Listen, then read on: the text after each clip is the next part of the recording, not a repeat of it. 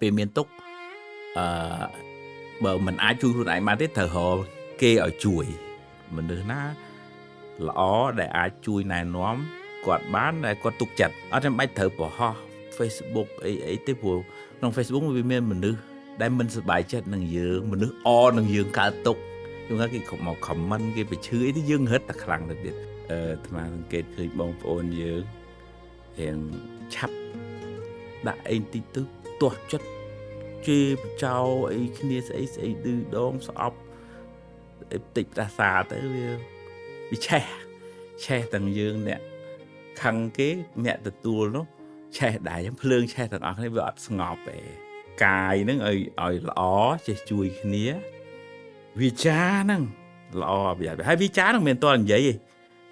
comment ផុសអីក៏ដោយក៏ចាត់ចូលនៅក្នុងវិចារបើប្រើត្រូវបានបនបើប្រើមិនត្រូវបាបគឺក្តៅគឺគេឲ្យគេជេរបន្តិចតែថាវាកើតបាបទាំងអស់គ្នាតែជាម៉ែជាឪជាសាលារៀននេះហើយរួមទាំងប្រសង់នឹងផងត្រូវធ្វើម៉េចផ្សំពូជល្អពេលដែលកូននៅទូចពីព្រោះយើងវិចពូជបនមកសំពាយពូជបាបមកសំពាយមកជាមួយខ្លួនយើងហើយតើនៅពេលដែលកូននឹងញាស់ឡើងនឹងយើងបដោះពូជណាបានមុនរយៈពេលកូនកើតមកដល់អាយុ7-8ឆ្នាំហ្នឹងជាពេលវេលាដែលបណ្ដុះពូជល្អឲ្យកូនបើអាត្មាស្រឡាញ់ចង់ឲ្យការអប់រំទូទៅក្តីការអប់រំពុទ្ធសាសនាក្តីទៅជ្រាបដល់នោះអត់ចង់ចាំដល់ចាស់ហើយឬក៏ចូលថ្នាក់វិទ្យាល័យហើយទៅរៀនទ្រឹស្ដីពុទ្ធសាសនាវាកែលែងចង់បានហើយសម្ដេចការបង្រៀនរបស់សម្ដេចទាំងនិមន្តទៅតាមស្ថាប័នរដ្ឋស្ថាប័នឯកជនក្តីឬមួយតាមការធ្វើវីដេអូនៅលើ social media ក្តីសម្ដេចចាប់ផ្ដើមគិតធ្វើកិច្ចការចឹងតាំងពីពេលណាមក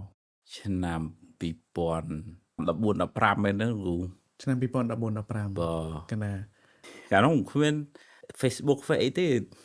copy กระดาษចែកសិស្សចែកមិត្តភ័ក្តិហ្នឹងទៅខ្ញុំឃើញកន្លែងណាល្អជូនណាកណាហើយបើអញ្ចឹង text message ទូរស័ព្ទ message ទូរស័ព្ទអត់ទាន់ហ្នឹងហើយក៏ចេះតែធ្វើទៅក៏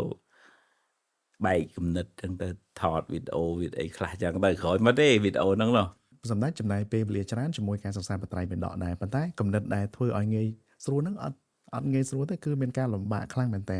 អញ្ចឹងទាំងអស់ហ្នឹងសម្ដេចគំនិតដែលធ្វើឲ្យសម័យហ្នឹងចាប់ផ្ដើមកកើតពីខាងណាខ្លះពីលោកខាងលិចខ្លះពីពុទ្ធសាសនាខ្លះពីទូទៅខ្លះឬមួយយ៉ាងណាពង្រៀនសិស្សពង្រៀនដូចតាំងពីទូចមកណាបឋមអនុវិទ្យាល័យបានមក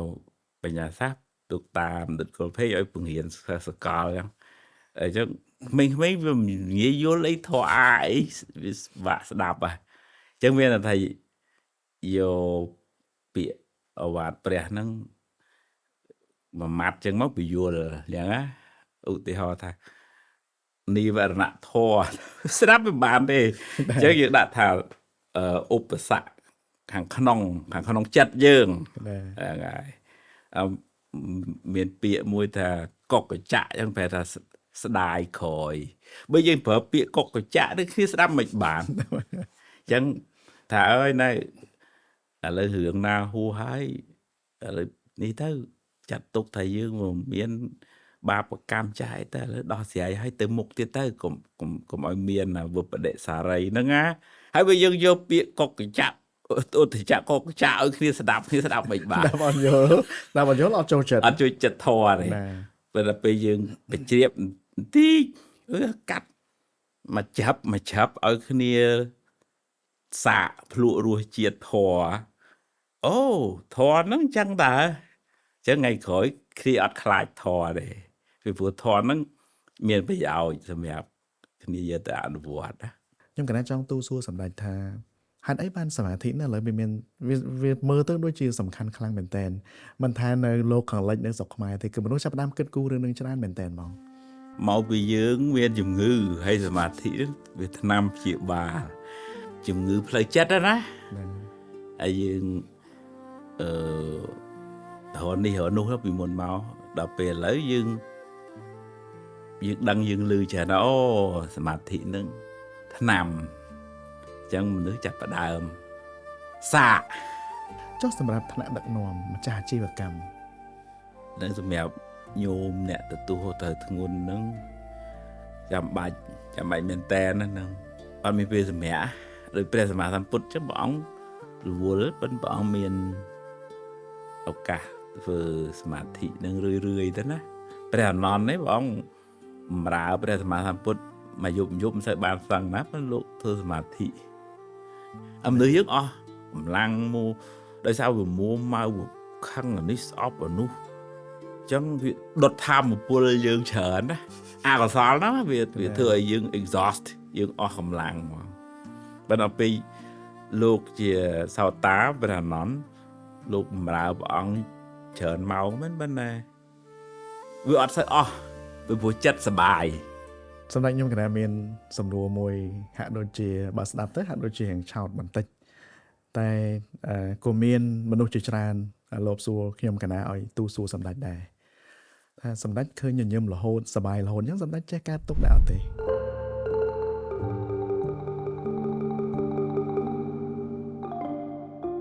សូមស្វាគមន៍មកកាន់កម្មវិធីធម្មពលចិត្តខ្ញុំបាទនឹមឈូនី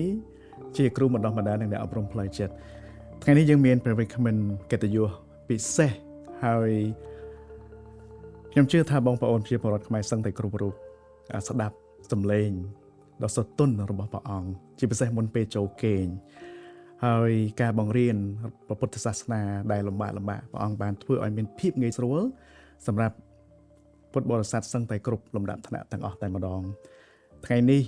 ខ្ញុំបាទនិងក្រុមការងារពិតជាមានកិត្តិយសខ្លាំងមែនទែនដែលសម្ដេចបាននិមន្តមកដល់ស្ទូឌីយោរបស់វិបស្សនាតែម្ដងចឹងចូលរួមថ្វាយបង្គំសម្ដេចជាមួយខ្ញុំទាំងអស់គ្នារ៉ាត់បសូមក្រាបថ្វាយបង្គំសម្ដេចទឹកបាទកណាពួកខ្ញុំកណានិងក្រុមការងារពិតជាមានកិត្តិយសខ្លាំងមែនទែនដឹងថាសម្ដេចរវល់ប៉ុន្តែសម្ដេចនៅឆ្លៀតឱកាសចូលរួមកិច្ចសន្ទនាដ៏សំខាន់មួយនេះដើម្បីជាប្រយោជន៍ដល់សាធារណជនកណាចឹងកិច្ចសន្ទនានេះមានរយៈពេលប្រហែលជិត2ម៉ោងសម្ដេចកណាអរគុណច្រើនមុននឹងចាប់ផ្ដើមដល់កិច្ចសន្ទនាពាក់ព័ន្ធរឿងរ៉ាវអំពីជីវិតរបស់សម្ដេចផ្ទាល់អំពីដំណើរកិច្ចការនៅក្នុងព្រះពុទ្ធសាសនានិងដំណើរបង្រៀនទាំងយុវជនឬក៏ប្រជាពលរដ្ឋគ្រប់លំដាប់ថ្នាក់ទាំងអស់ចឹងចង់ទូសួរសម្ដេចថានៅពេលដែលសម្ដេចលើពាក្យថាធម្មពលចិត្តសម្ដេចមានអារម្មណ៍យ៉ាងណាដែរចិត្តមានធម្មពលចិត្តមានកម្លាំងចិត្តដែលធ្វើការងារបាន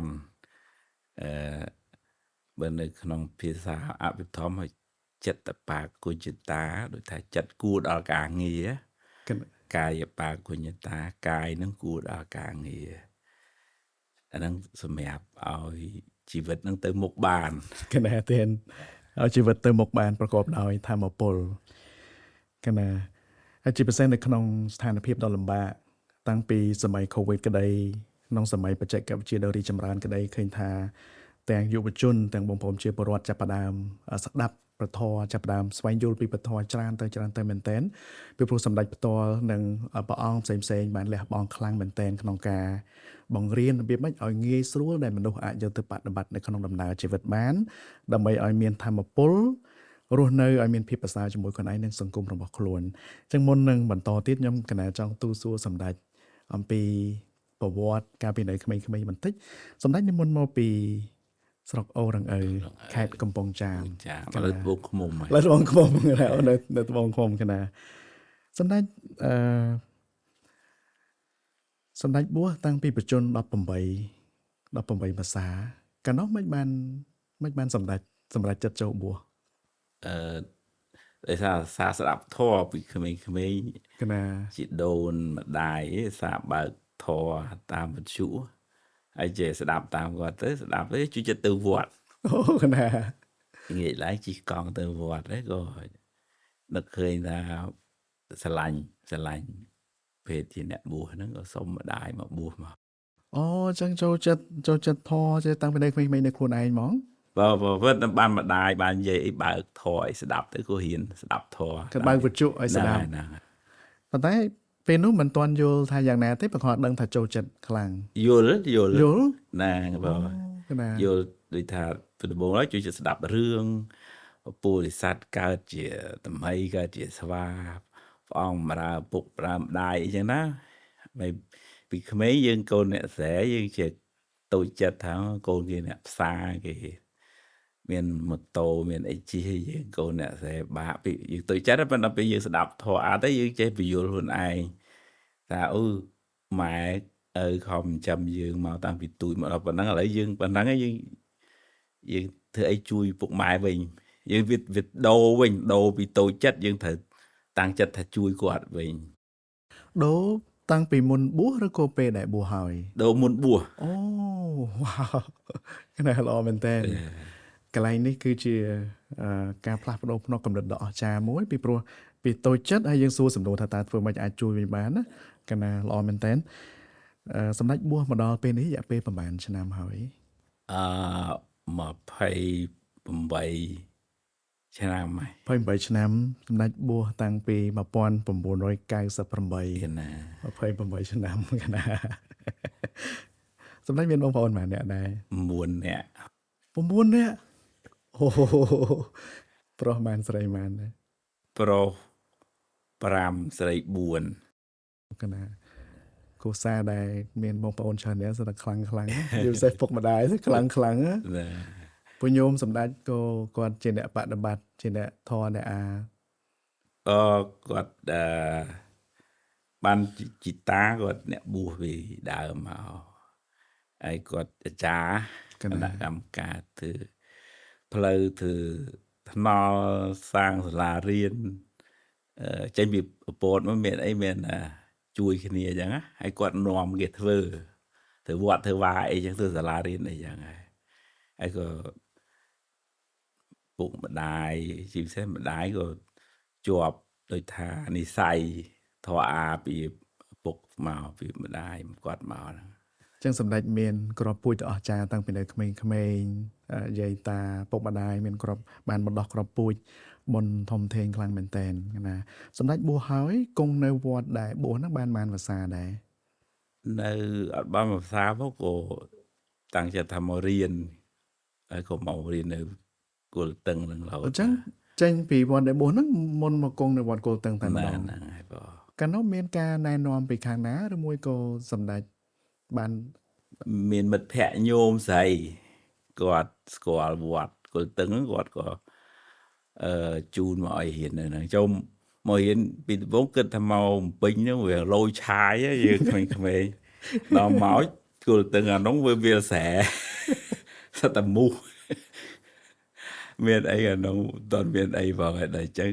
ប៉ុន្តែចេះបាំងប្រែងរៀនសូត្ររហូតមកដែរ ខ្ញុំកណាតាមខ្ញុំកណាដឹងឮតាមគ្នាទាំងមិត្តភ័ក្តិថាសម្ដេចពូកែណាតាំងពីនៅក្មេងក៏រៀនពូកែដែរអាហ្នឹងរឿងពិតឬមួយយ៉ាងណាសម្ដេច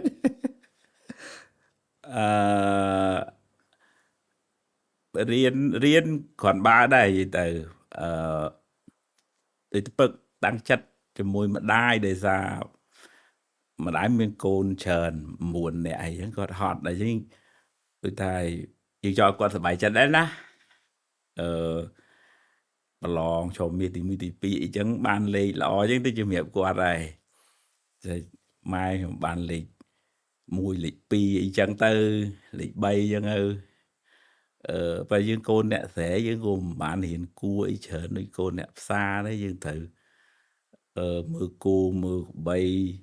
កិនកដឹកកយកទៅលក់យកលុយរៀនអញ្ចឹងណា កណា ហើយដូចតែយើងប្រាប់ម៉ែថាចាំជុំពីក្រោយខ្ញុំប្រឹងឲ្យបានល្អ កណាពេលសម្ដេចនិមន្តមកដល់វត្តគល់តឹងដំបងពួកគិតថាមកពេញជីវិតលយឆាយមកគង់នៅពេញស្រាប់តែមកដល់គល់តឹងដំបង28ឆ្នាំមុននោះគឺ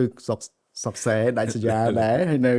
ហើយជាពេលភ្លៀងvậyលើយប់ឡើងលើទាំងកែបលើតែសัตว์ស្រែកពេញហ្នឹងអញ្ចឹងសម្ដេចមកដំបងមកដល់មានអារម្មណ៍មិនដែរគិតថាសណ្ដោះសណ្ដោចង់ទៅវិញឬមួយយ៉ាងម៉េច នឹកផ្ទះនឹកសុកណាបើគាត់ថាទ្រាំយើងមកហើយយើងទៅវិញវាមិនកើត កណា ប៉ុន្តែគុំមិនអីដែរយូរទៅក៏ យើងមានមិត្តភ័ក្តិយើងមានញាតិមានញោមស្គាល់នៅហ្នឹងក៏លែងនឹកផ្ទះស្បែកនឹកវត្តស្រុកកំណើតអញ្ចឹងទៅ ពេលបួសដំបងសម្ដេចមានជួបប្រទះការលំបាកអីទេជាពិសេសនិមន្តមកពីស្រុកកំណើតហើយមកគង់នៅវត្តគោតឹងនេះ បើដំបូងឡើយមកសូត្ររៀនកាលនោះនៅកូនសិស្សទៅរៀនទៅសូត្រធម៌វាបាក់សូត្រទៅហើយអាចទៅវិញទៅបើដល់មកនៅពេញទេมันជាមានបញ្ហាអីទេគ្រាន់តែថាយើងត្រូវប្រឹងប្រែងរៀនសូត្រហើយមធ្យោបាយរៀនសូត្រពីមុនហ្នឹងក៏វាពិបាកជាងយើងឥឡូវណា កណា ហ្នឹងហើយផ្លូវពីរៀនសូត្រនៅវត្តនោះមិនមកវគ្គទៅរៀនសូត្រមកពេញទេ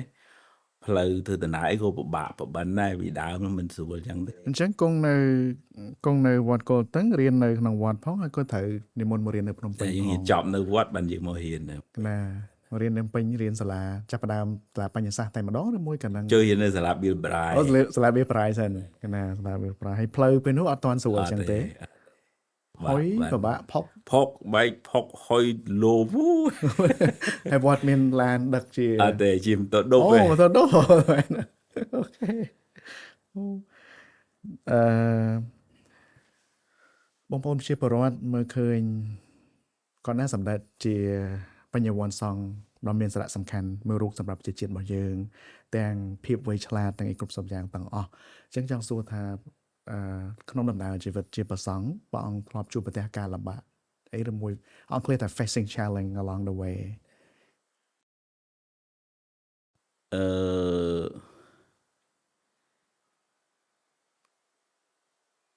បើកាលពីនៅរៀងស្ទើរអាត្មាជួយការងារវត្តឲ្យយើងវាក្មេងយើងវានៅឆាវអញ្ចឹងយើងអត់ទាន់អាចគ្រប់គ្រងខ្លួនឯងក៏មិនទាន់បានហើយយើងចង់គ្រប់គ្រងគេក៏មិនចង់ឲ្យយើងគ្រប់គ្រងដែរ ណា កាលនោះក៏វាមានសម្ពាធដែរពីព្រោះយើងអត់ទាន់រៀបចំខ្លួនឲ្យល្អក៏ទម្លាក់ការងារចោលមកវគ្គដែរហើយក៏សង្ងំរៀនវិញម្ដង សង្ងំរៀនទៅចូល10ឆ្នាំអីជាងអស់ អូ ដូចថាយើងមួយអាចថាយើងសម្រាកពីការរវល់ទី2យើងឱកាសរៀនសូត្រ កណា ដែរអញ្ចឹងបានស្មារៀនរហូតមកដល់បានចប់សពគ្រប់ហ្នឹង អញ្ចឹងពេលដែលសម្ដេចថាមានសម្ពាធខ្លះជួបប្រទះការលំបាកហ្នឹងគឺផ្លាស់ប្ដូរសកម្មភាពផ្លាស់ប្ដូរការគិតតែម្ដង ហើយយកឱកាសហ្នឹងរៀនដូចថាឈប់ដូចថាបើការងារហ្នឹងវាតឹងតែងទៅមុខវាអត់ស្រួលណា កណា អញ្ចឹងយើងអូខេទុកពេលអភិវឌ្ឍខ្លួនឲ្យរឹងមាំសិនជួនកាលការងារហ្នឹងវាធ្ងន់ពេកយើងទៅអត់រួចព្រោះសមត្ថភាពយើងអត់តន់ដល់ អូល្អមែនតើកន្លែងនេះពីព្រោះខ្ញុំកណាជឿថាមនុស្សភាគច្រើនពេលដែលជួបប្រទះផ្លូវដ៏លំបាកបែបនេះជួនកាលរឹតតែប្រតិកម្មរឹតតែធ្វើឲ្យលំបាកតែវិធីដែលសម្ដេចដោះហ្នឹងគឺសម្ដេចចេះដោះតាំងពីពេលហ្នឹងនៅលោកនេនឬមួយក៏បំពេញផឹកហើយសម្ដេច ផឹកឯងគាត់ថានៅក្មេងៗនៅភ័យស្ដើងអីជាងអញ្ចឹង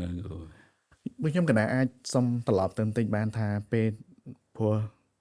ឆ្លងកាត់រយៈពេលច្រើនឆ្នាំសម្ដេចបានហ្វឹកហាត់ទាំងផ្លូវកាយផ្លូវចិត្ត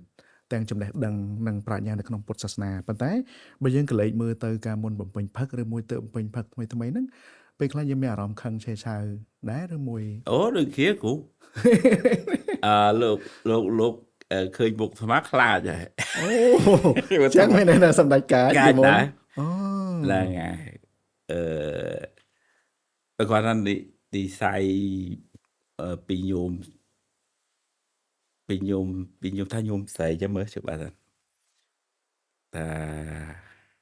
ថ្មមាននិស័យមួយរៀងសើចលឺប្រហែលជាអាចឆ្លងមកពីញោមប្រុស តែកន្លែងនេះខ្ញុំកណាធ្វើការជាមួយសម្ដេច